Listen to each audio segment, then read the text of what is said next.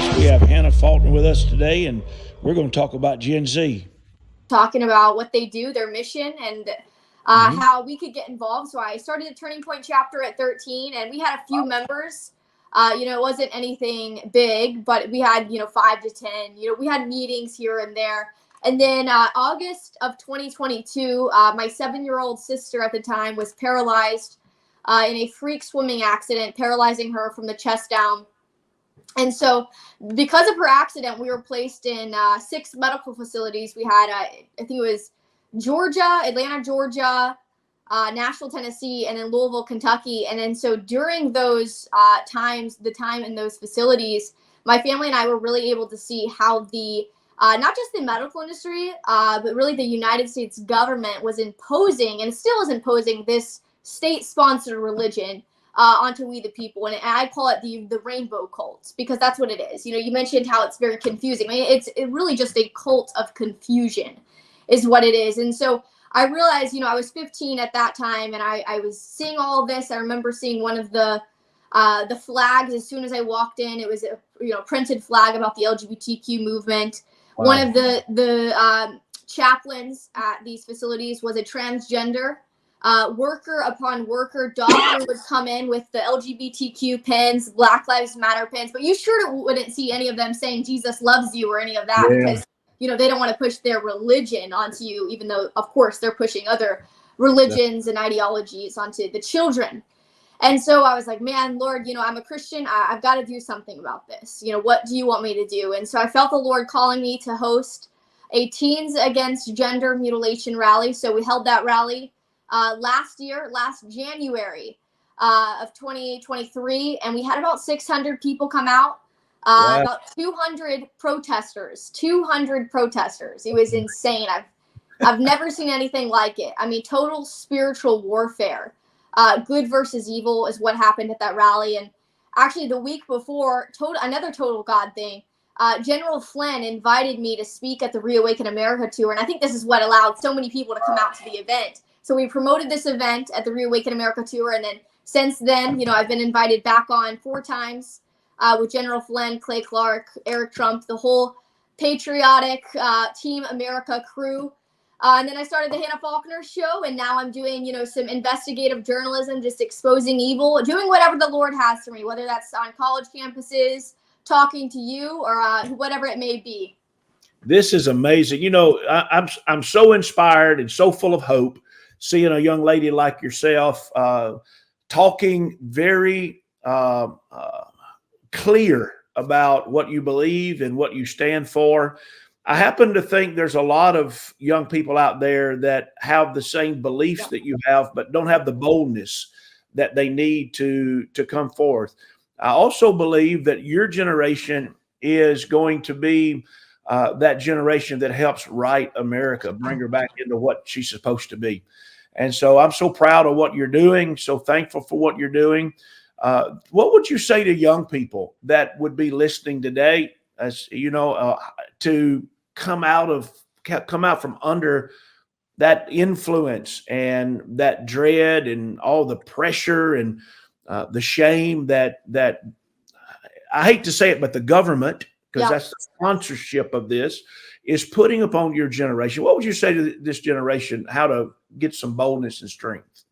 Well, I think first off, we have to educate ourselves. I think so often we're, 2 reasons why my generation and even your generation is afraid to speak the truth is because, number 1, we're afraid of being called names. And number 2, we're afraid that we're not going to understand or be able to back up our position. I believe, the reason why my generation, the statistics are so high in that young people go off to college and completely lose their moral compass. They reject God, they become atheists, liberals, whatever it may be, is because they didn't have a firm foundation. And so if you don't know the why behind what you believe in, you're going to be easily deceived. And so that's why it's so important that we educate ourselves. Why is abortion murder?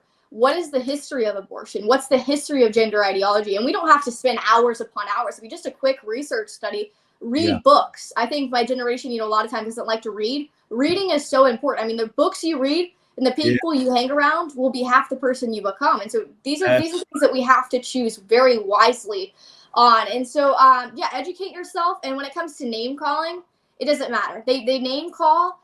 They do all the deflecting just to get, to attack our character so that we will back down and we will be offended. And we'll say, you know what, I'm not going to engage with this. I don't want to be a racist. I don't want to be a bigot. No, they just say that to deflect from the real issue. And so anytime someone calls me all these names, I say, okay, sure, whatever. But let's get back to the point that you think that cutting off kids' healthy breasts and genitals is okay. That you believe murdering an innocent baby, an alive, living baby is okay. Let's get back to the point. Stop calling me all these names. And so I think when you recognize that and you recognize that our freedom is on the line, that men and women gave their lives, they shed blood, sweat, and tears for us to enjoy these freedoms and liberties that we have today. And we aren't even willing to speak basic truth. We aren't even willing to engage in conversations and say, yeah, there are only two genders. Yeah, you can't change your sex. Yeah, a strong border, a border makes a strong nation. We need strong families in our country. Those things they should not be controversial, but somehow, in 2024 they are. But it's because we haven't been asking questions. We haven't continued to speak the truth and get out there and be bold and confident about what we believe in. So I think those are the two most important things. Educate yourself, to know what you believe and know the why behind what you believe in. And number two, don't worry about the name call.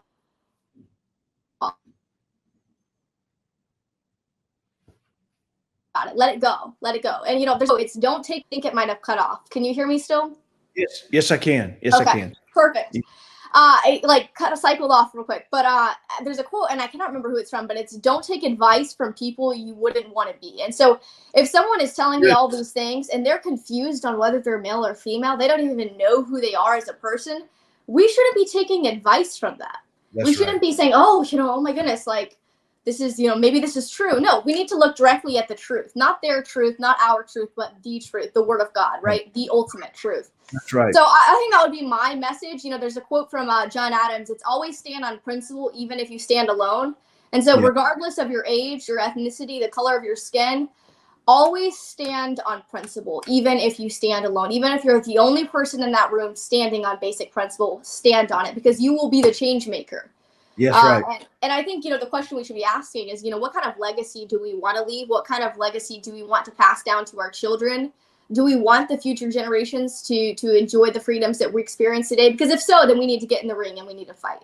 That's right. That's amazing that you're thinking and quoting those things. I'm a direct descendant from John Adams and John Quincy Adams. Wow. Yeah. So when I hear their names, I perk up. I think with that quote from John Adams, it identifies one of the big problems, I think, with multiple generations, and that's an identity problem. And one of the things that we've allowed the school system to do is to give our kids their identities and to let them shape them and mold them in their minds and give them their doctrines for life, not just religious doctrines, but doctrines for life. I think if we can fix some of that identity problem and let them be bold and solid in who they are, like you are, and like you're portraying to your generation, I think that those that have the agenda and have hijacked our government won't stand a chance. Because I think this fight is a lot longer than just, one election. And when Trump gets reelected, he'll have a little time. He'll have to fix this and undo this. It's kind of like pulling yeast out of dough, I think. It's almost impossible, but it can be done. So what is in this identity thing with the Gen Zs, what is the number one problem? Why is it that the young people tend to be drawn together in places of or groups of people that have no leadership? No one rises up. No one's a David. No one's a Joseph rising up. What's causing that? I think ultimately it's because we've created a society of broken families. I mean, the divorce rate is on the rise. It's high as it's ever been. I mean, fatherless homes. We need strong mothers. We need strong fathers back in the home. I mean, even studies prove that the more married parent families per state, the stronger that state is. The lower child poverty rate, the higher family median income, and just the overall economy is just stronger. It's thriving because they have more strong families between one man and one woman for a lifetime. And so I think ultimately, that's why I believe the greatest threat to our country right now, it's not Joe Biden, it's not our wide open border, it's the family. If we do not have a strong family, you can have whoever you want in office, but if you don't have a strong family, by large, you will have a broken society. And so even if you look back at other countries, you can see that the communists, the dictators, they went directly after the family. So they went after your religion. They said, no, there's no God. You will not have a God. Actually, we're going to be the God. You're going to worship us. And, if you go to Mao in the 1950s, he had a picture of himself in every single home, in every school, because he was the God. So you remove religion, and then you attack the family. And so they attack the family. I think that's why it's so important to educate ourselves, because if we understand who the enemy is, if we do not understand who the enemy is and who we're up against, then we're going to fail. We're just doomed to fail. That's right. So if you look back, they use these movements use these liberation movements, these free love movements, communist countries. That's what they use. And in America, they use this movement widely known as the feminist movement. I like to call it the sexual revolution, because that's exactly what it was. Yes. And people like to say, oh, that was about women's rights. No, I care about the feminist movement because it gave me rights. The feminist movement did not give women any rights. That was the women's suffrage movement that gave women the right to vote. Right. Yep. And so, we have to, first off, we have to differentiate these movements. And while I think there were some bad things that came from the women's suffrage movement, I'm directly talking about the feminist movement. And so the feminist movement brought this idea, we want you to have your own right as a woman to, determine when you can have a child. The right to murder your own child that you conceive, that's not a right, that's murder. That's and so they put all these things, and you see the National Organization for Women, the largest feminist movement right now, saying that you, Mr. Gregg, you're oppressing women. You're oppressive because you're a masculine man, that you're for making men masculine again. But they are simultaneously promoting, one of their number one issues is a worldwide legalization of prostitution. I would submit to you and your listeners that one of the most degrading, objectifying things to women, promoting that's what's oppressive. Promoting a worldwide legalization, that's oppressive, not making men masculine again. And so, you've got this movement that has completely lied to women. It has pitted men and women against one another. And so that's why I always say it goes back to the Garden of Eden. Yeah. What happened in the Garden of Eden? Well, the family broke apart. So the idea of the broken family has started from the very beginning. You've got Cain and Abel, Adam and Eve. I mean, the list goes on and on. And so it all starts with, we need strong men, and we need women we need men and women both to recognize their role. And so that's not to say that women can't have businesses. Actually, if you look at the Proverbs 31 woman, she was busy. She had a business. She was out in the field before the sun had rose. She was doing the work. And so that's not oppressive. Actually, they loved doing it because they knew their role as a woman, and so did the man. He got up every morning and he provided, he protected, and he led his family the way God had intended. So, in order to save Gen Z, we have to take back the family. And I think there's going to be a lot of legislation. I do believe I'm starting to see hope. I'm starting to see people wake up.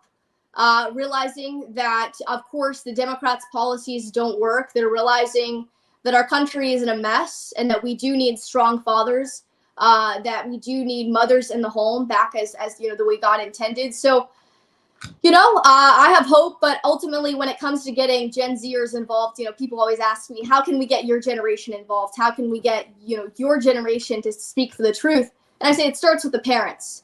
If kids don't see that their parents are passionate about the truth, if kids don't see that their parents want to get involved, then the kids will never get involved. Teenagers won't get involved unless they see that their parents are passionate about the truth and want to get involved. So it starts in the home. It starts with the parents. I agree with you 1,000%. The parents have to, because, we're responsible for the direction. We're supposed to be the mind molders of our children. But we've given that over to the public school and our higher education, our universities and so forth, and they have done a terrible job. Several of my cousins went into secular college, Christians, believers in Christ, came out pretty much not believing in God and a lot of squirrely stuff. If you go back to Lyndon B. Johnson and the welfare system, it was to keep the dad out of the home and to pay women to have children. And so that I'm like you, I see some hope. There's your generation is looking back at our generation and the generation before us and saying, we're not going to do it that way anymore. We're going to be solid families. And so I'm very thankful to hear you say that, Hannah. That is amazing. And for you to articulate it the way you did, I may plagiarize a little bit somewhere. Sure. It's a very amazing, very amazing. So looking at the election coming up, I know you probably have an opinion on this. What are your thoughts on the presidential race and where we're headed for 2024? Well, you know what? I cannot vote this coming election in November, but I encourage every single person to get out. I mean, this is the most important, at least since World War II, the most pivotal, at least, election that we've ever seen in American history, in human history. Yes. Really, I mean, this is going to determine the future of not just our country, but the future of our world. Because America is the leading nation, and whatever happens to America is where our world is headed. And so, we cannot take 4 more years of the Biden administration, the Biden regime. I call it the Biden regime, actually, because I think we know who's running the White House, right? But and it's not the Irish. That's the Biden. No, it's Obama. Yeah. That's right. That's right. Well, and I'm 100% for Trump. I've been able to meet Trump, have conversations with his sons and his family members. I love the work that they're doing. I mean, he is in America first. He's not a politician. A lot of people, he got into the ring and I know he was very shocked by a lot of the corruption that goes on in Washington, D.C. He hadn't seen it before. This was all very new to him, as it would be to any of us as average, everyday Americans. That's right. And so we've got way too many career politicians. We've got too many rhinos. I mean, 70% of the Republican Party is a part of the establishment, the uniparty. And so we've got to get the average, everyday American to start running for office. Because like you said earlier, it doesn't end with this election. Obviously, this election is very, very important. But once we get Donald Trump in office, that's not it. That's just the beginning. That is just the start to saving America. But when it comes to this election, for the Christians, I know a lot of Christians are, saying, at least people around me, they're like, oh, I'm not voting anymore. I'd rather vote for Joe Biden. And I'm like, that is the most ignorant, the dumbest statement I've ever heard in my life. Because if you're choosing not to vote this coming election because of a few things Donald Trump said that you don't like, and maybe I disagree with him too, but we cannot have 4 more years of a Democrat. We need Donald Trump. Because he cannot be bought or controlled. That's why every single world leader fears him. Because he cannot be bought or controlled. They know he means business. I mean, if you look at Soleimani, when he threatened the lives of the American people, we the people, Donald Trump eliminated him within less than 24 hours. Amazing. He means business. He doesn't play games. There are no threats with him. No red line talk. No kind of walking the line. No, he means business. And that's what we the people need. We need a president that will secure our border and protect us as the American people. And so, I think too, the question I tell people is you got 2 choices this coming election. You have to vote. If you don't vote, I've tried to say it, very nicely. I know so many people, you are voting for tyranny. If you are choosing not to vote, or you're voting for Joe Biden, you're voting for tyranny. You're voting against, really, this is good versus evil, good versus moral, moral versus evil that you're voting for this coming election. So you can choose freedom or tyranny. Do you want tyranny? We'll vote for Joe Biden.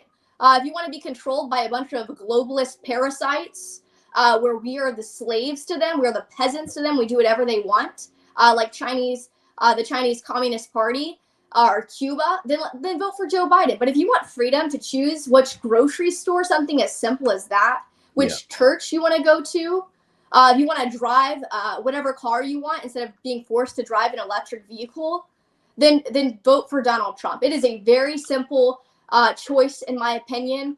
It is very scary what's happening in our country. I really am excited, especially young people are waking up. Actually, Donald Trump is leading in the polls for Gen Zers, so that excites me for sure, because that is a big piece of this coming election. Women, Unfortunately, suburban women are that's kind of still an issue, and that's why I absolutely hate the feminist movement. It's because it's lied to women, and the voting issue for women is abortion. Abortion, again, like I said, it's not a right. It's the ultimate act of child sacrifice for the sake of sexual convenience. And so the Democratic Party, you want to talk about Republicans versus Democrats and which one loves women more? Well, look at the Democrats. Every single one of them voted to put men in women's bathrooms, men in women's sports. Every single Democrat voted against protecting the baby that lives. After an attempted abortion, it survived. They voted to leave that baby to die on the table. So this is what the Democratic Party, you can say, oh, they don't believe that. No, this is what they're voting on. The Democratic Party hates women. And so that's my message to women especially, is you have to get out to the polls. You have to vote for Donald Trump, the person that's actually going to protect you and protect your safe spaces. Your space. I hate that word, safe spaces, but your spaces. I know it. So, That's right. Yeah, I mean, this is a very simple choice, and it all goes down to tyranny or freedom. And that is the bottom line. And it's not party preference any longer. It's tyranny, it's communism or freedom. Yep. I want to take a second right here if it's all right. And you showed me some new products you've got. Yeah. And I want you to show them to our audience, and also tell them how to get those things and how to support you. Absolutely. Well, we just launched this Make America Classy Again hat, because not only do we have to make America great again, but we've got to make America classy again. Starts with the culture, taking back the culture. So they can get these hats at cultureof1776.com. That's my website, and that'll also take your listeners to my show. And then I also have a Substack, a weekly newsletter that they can see. We've also got Make Men Masculine Again. And then the quote, it's the hard times. Make strong men make good times. Then we've got these are just a few products. We've got more on the website. My pronouns are USA, land of the free, home of the brave on the back. Awesome. And then, we've got several more products on the website that your listeners can go and check out, and they can use code Patriot to get 10% off. Come on. That is awesome. That is awesome. And give your website one more time. It's cultureof1776.com. We'll have that also in the description down here. People can get that and get to you. I got one more question for you, and then I want to let you go. I want you to take a minute and tell our audience about your relationship with Jesus.